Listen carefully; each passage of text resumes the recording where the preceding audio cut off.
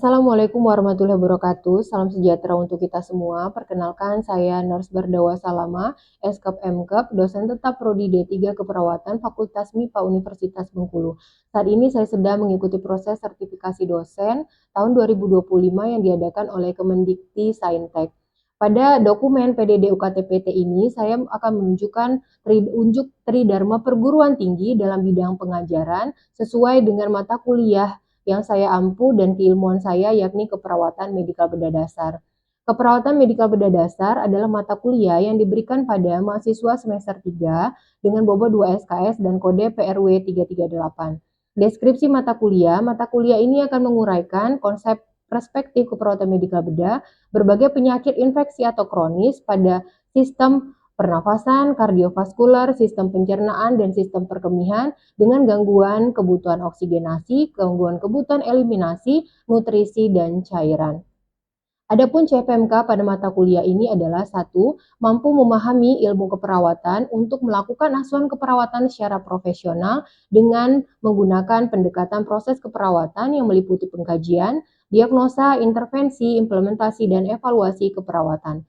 CPMK 2 mampu melakukan komunikasi terapeutik dan menguasai keterampilan dalam keperawatan kepada klien. CPMK 3 mampu memberikan asuhan keperawatan pada individu, komunitas ataupun keluarga dengan mengutamakan keselamatan pasien. Salah satu topik pada mata kuliah ini adalah asuhan keperawatan pada pasien dengan gangguan kebutuhan cairan patologis sistem perkemihan yakni gagal ginjal kronis. Adapun sub CPMK adalah mahasiswa diharapkan mampu untuk memahami konsep teori GGK, mahasiswa mampu untuk memahami serta menyusun asuhan keperawatan pada pasien dengan gagal ginjal kronis. Dalam penyampaian materi, saya menerapkan prinsip DIA, yakni Delivery, Interaction, dan Assessment. Delivery atau proses penyampaian materi, saya lakukan dengan pendekatan blended learning. Blended learning dilakukan melalui proses pembelajaran daring melalui Learning Management System Universitas Bengkulu dan didukung dengan pembelajaran melalui Massive Open Online Course. Pembelajaran luring dilakukan di kelas dengan menerapkan berbagai metode pembelajaran seperti ceramah, diskusi, ataupun case method. Yang kedua, interaction atau interaksi. Untuk menumbuhkan interaksi proses pembelajaran yang aktif, saya melaksanakan pendekatan student center learning, yakni dengan menerapkan metode diskusi kelompok, ceramah, ataupun case method. Diskusi kelompok dilakukan untuk meningkatkan kemampuan komunikasi dan kolaborasi antar mahasiswa dalam menyelesaikan tugas ataupun asuhan keperawatan yang diberikan. Case method dilakukan untuk menumbuhkan critical thinking ataupun clinical reasoning mengingat bahwa mahasiswa ini adalah calon perawat yang harus bisa menerapkan intervensi keperawatan secara tepat dan tepat. Yang terakhir adalah assessment atau penilaian dilakukan dengan melalui dua tahapan penilaian, yakni secara formatif ataupun penilaian secara sumatif. Penilaian formatif dilakukan dalam proses pembelajaran, misalnya dengan menilai keaktifan mahasiswa ataupun setelah proses pembelajaran melalui kuis ataupun tugas.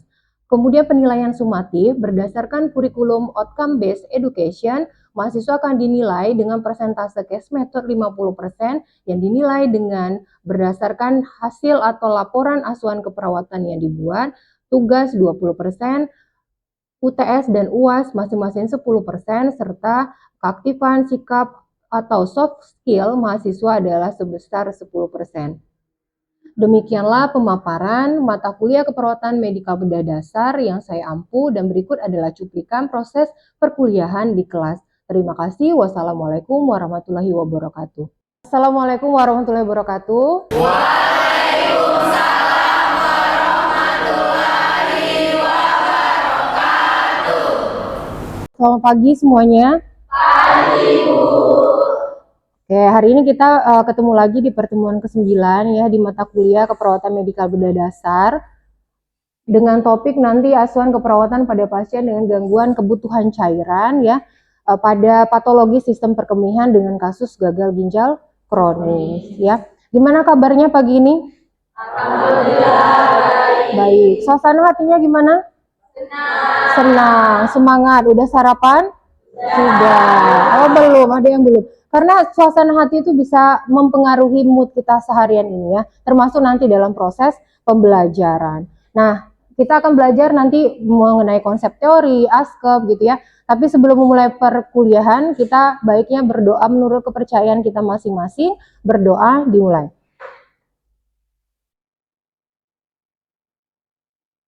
Berdoa selesai. Oke, sebelum memulai, saya akan presensi terlebih dahulu. Ada yang tidak hadir hari ini? Ya, ini adalah presensi online ya. Jadi nanti kalau misalnya ada yang telat, nanti tidak akan bisa diubah kembali. Hadir semua ya.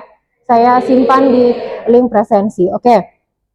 Tadi sudah berdoa, saya sudah presensi. Ini adalah capaian pembelajaran yang ingin kita capai pada pertemuan ke-9 ini. Jadi Anda sebagai mahasiswa diharapkan mampu untuk memahami konsep teori tentang gagal ginjal kronis gitu ya. Karena kasus yang akan kita bahas pada pagi hari ini adalah tentang GGK. Kemudian nanti Anda sebagai perawat harus mampu untuk memahami dan menyusun ya asuhan keperawatan pada pasien gagal ginjal kronis, yang mana pada pertemuan ini kita membahas tentang gangguan kebutuhan cairannya.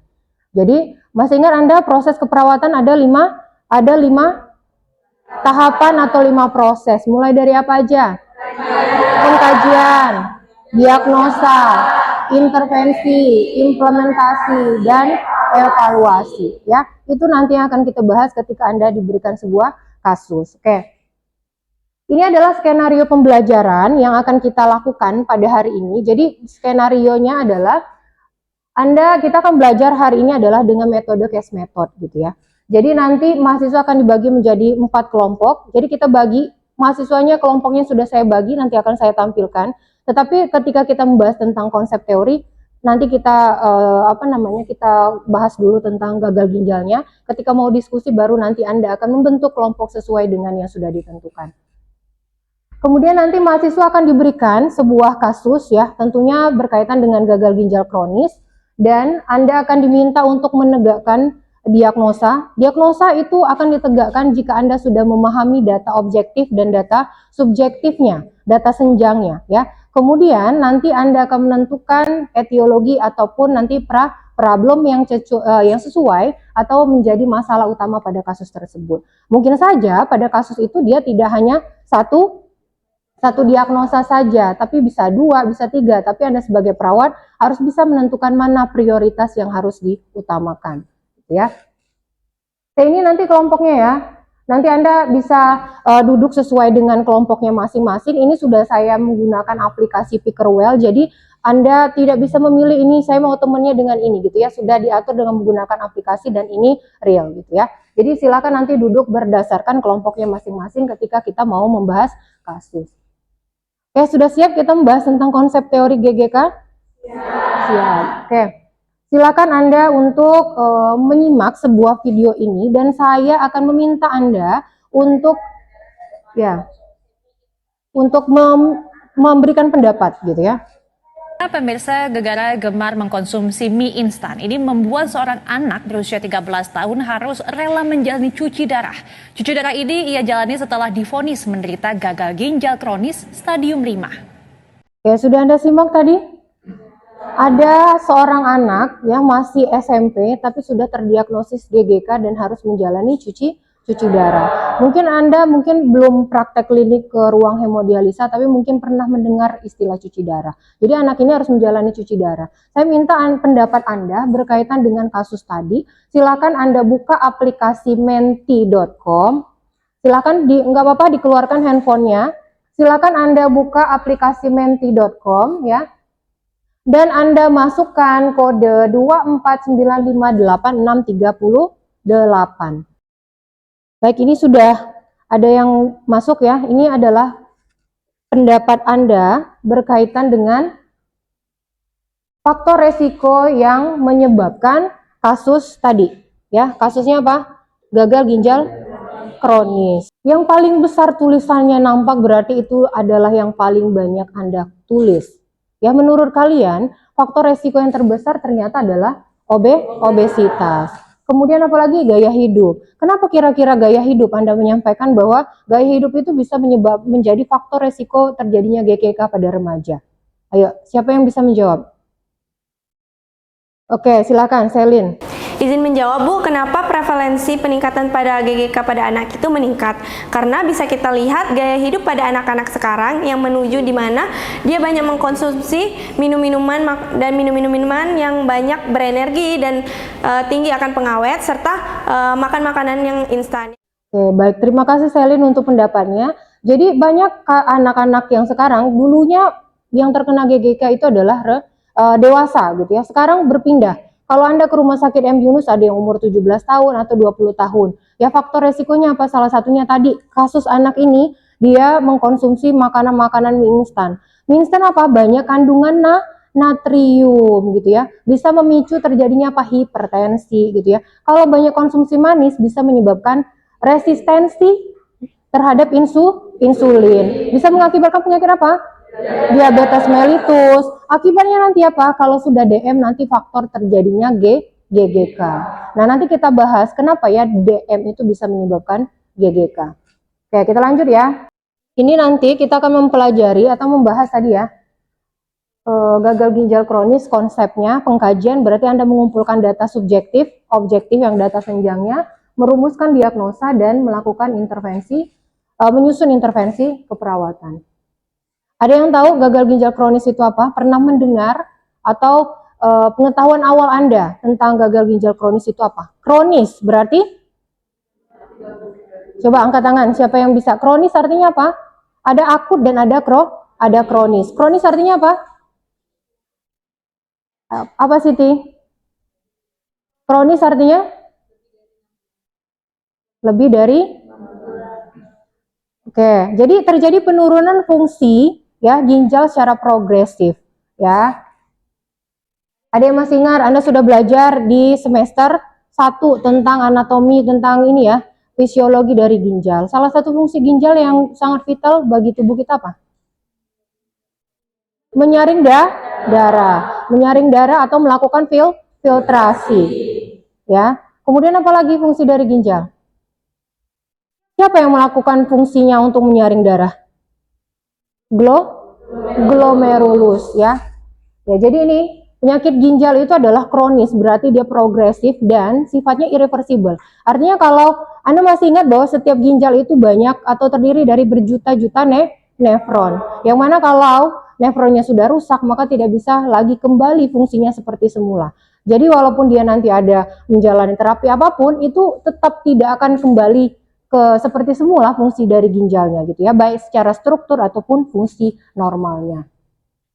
Tanda dan gejala nanti biasanya pasiennya apa? Bengkak gitu ya, karena kelebihan cairan.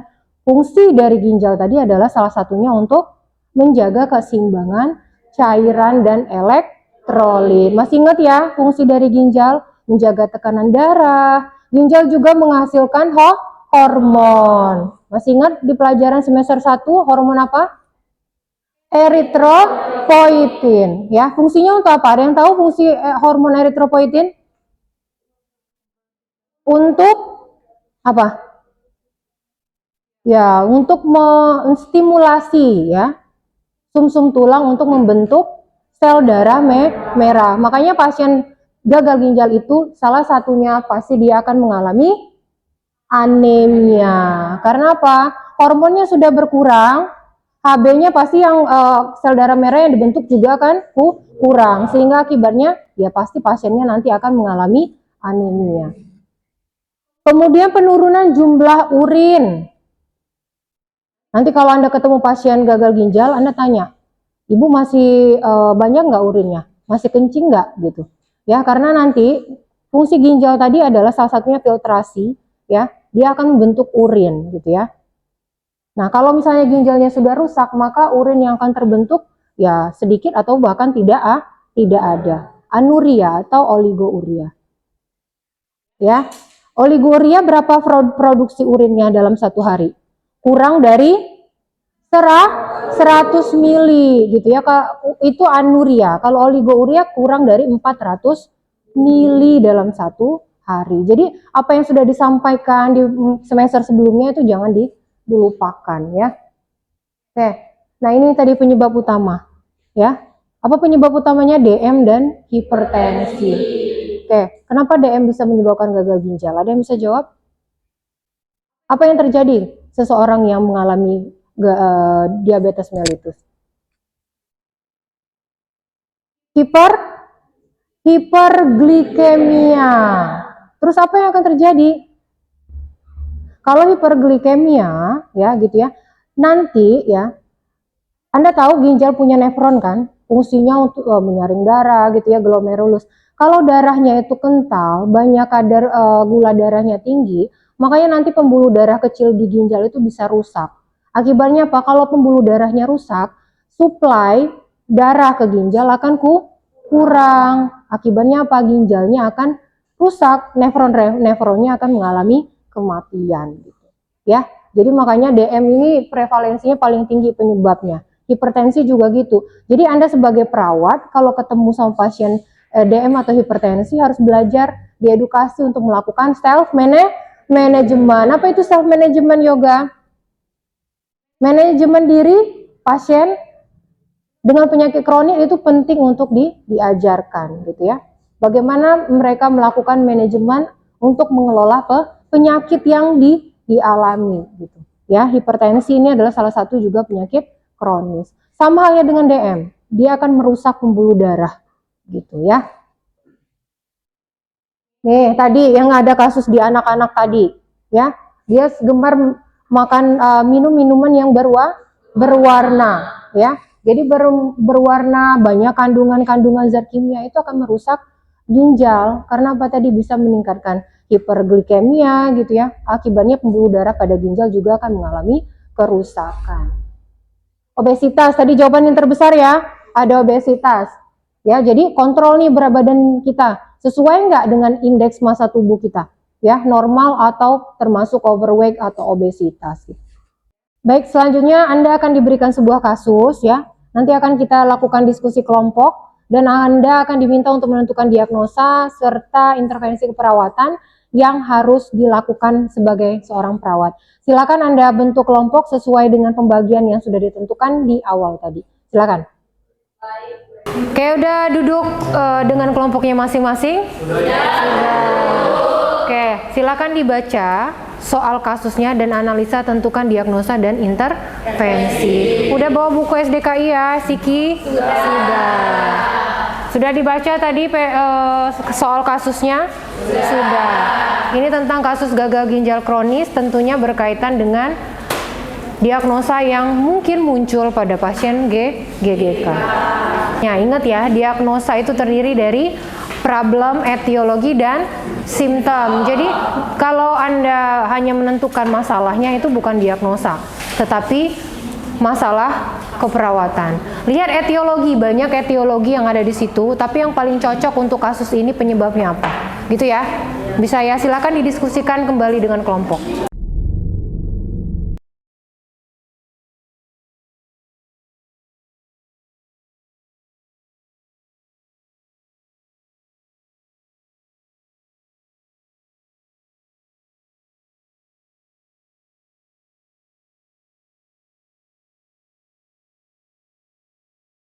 Baik, waktunya udah selesai. Anda sudah bisa menegakkan diagnosa keperawatannya? Sudah. Nah, sekarang saya minta masing-masing perwakilan dari kelompok untuk mengungkapkan pendapatnya. Apa problemnya, etiologinya, dan data pendukung yang berkaitan dengan diagnosa yang Anda angkat. Oke, kelompok mana yang pertama yang mau mengungkapkan pendapat? Oke, kelompok 4, silakan kelompok 4. Saya akan menjawab pertanyaan atau kasus dari yang diberikan dari kelompok 4 bahwa diagnosa keperawatan yang saya temukan dan juga teman-teman temukan bahwa yang pertama adalah hiperpolemia dengan etiologinya yaitu gangguan mekanisme regulasi, di mana data senjang atau data subjektif yang kami temukan yang pertama yaitu bahwa pasien ini mengeluh kaki dan tangannya bengkak sejak 1 minggu yang lalu. Kemudian pasien juga mengeluh bahwa kelopak matanya ini bengkak terutama pada pagi hari. Kemudian pasien juga mengatakan perutnya terasa kencang kemudian membesar, dan pasien juga merasa frekuensinya berkemih ini menurun dari awalnya yang 5-6 kali dalam sehari menjadi 2-3 kali dalam sehari kemudian dan berwarna keruh. Dan juga data objektif yang kami temukan bahwa dari nilai GFR yaitu 3,71 yang menandakan tidak normal. Kemudian juga tekanan darahnya tinggi yaitu 150/90 atau hipertensi. Baik Ibu dan teman-teman, izinkan kami dari kelompok 3 untuk menjawab.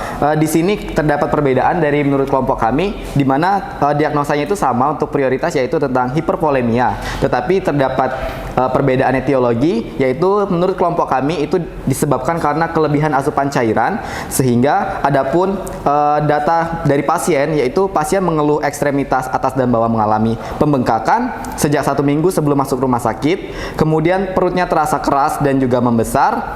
Kemudian frekuensi berkemihnya menurun dari yang awalnya 5-6 kali sehari menjadi 2-3 kali sehari. Nah, jadi terdapat perbedaan dari etiologi pada diagnosa kami. Terima kasih.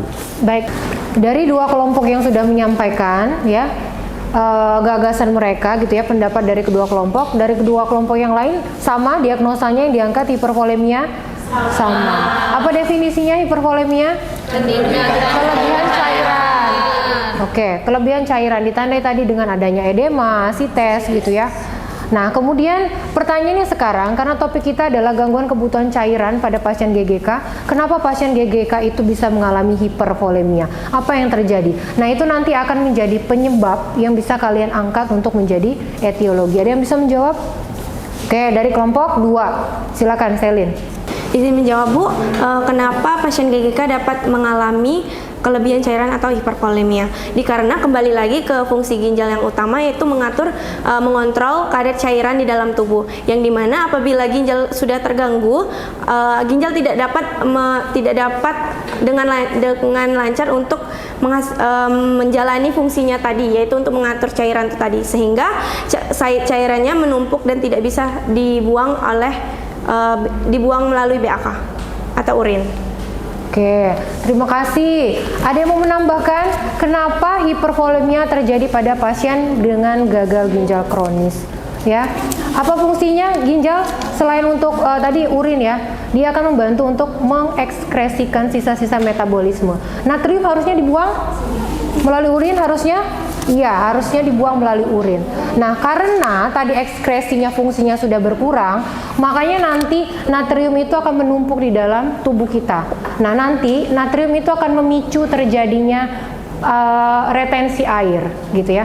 Tekanan osmotiknya menjadi bermasalah. Akibatnya nanti apa? Cairan akan berpindah dari ruang dalam sel ke ruang antar sel. Makanya dia akan muncul edema gitu ya. Jadi Anda harus tahu patofisiologinya gimana. Kok bisa edema? Karena itu tadi hipervolemia ya. Kelebihan cairan salah satu ditandai dengan edema ataupun asites. Jadi kalau ditanya kenapa pasien GGK bisa mengalami kelebihan cairan? Ya tadi balik lagi ke fungsinya yang sudah terganggu sebagai organ untuk ekskresi gitu ya, filtrasi, dia nggak bisa menghasilkan urin lagi, makanya intake-nya harus dibatasi.